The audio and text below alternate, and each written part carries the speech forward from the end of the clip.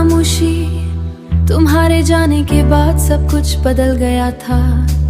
पहले ये कमरा सिर्फ एक कमरा था, मगर अब ये मेरी तन्हाई का घर बन चुका था।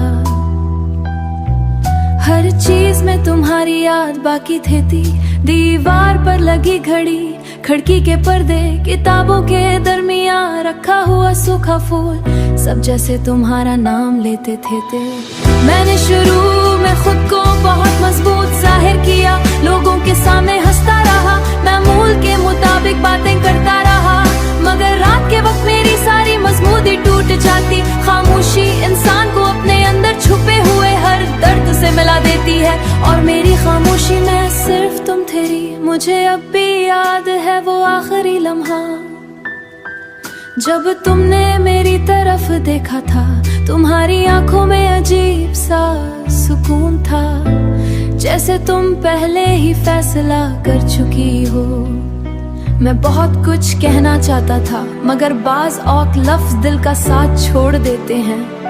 मैं सिर्फ तुम्हें जाता हुआ देखता रहा, और इसी लम्हे मेरी दुनिया की आवाज खत्म हो गई।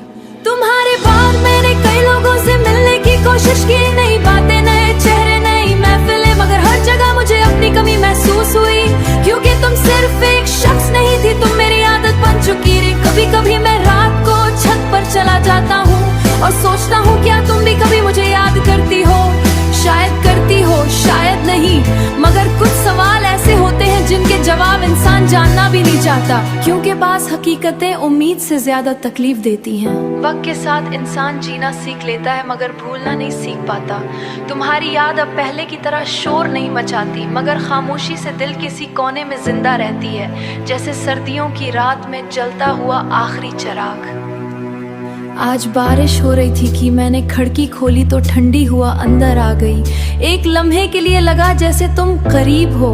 मैंने फौरन आंखें बंद कर लें, क्योंकि बाज एहसास इंसान को दोबारा कमजोर बना देते हैं। मैंने जिंदगी में पहली बार तुम्हारे बात समझा कि खामोशी सिर्फ आवाज का ना होना नहीं होती। खामोशी वो एहसास है जब इंसान के पास कहने को बहुत कुछ हो, और अब मेरी जिंदगी इसी खामोशी के साथ गुजर रही है।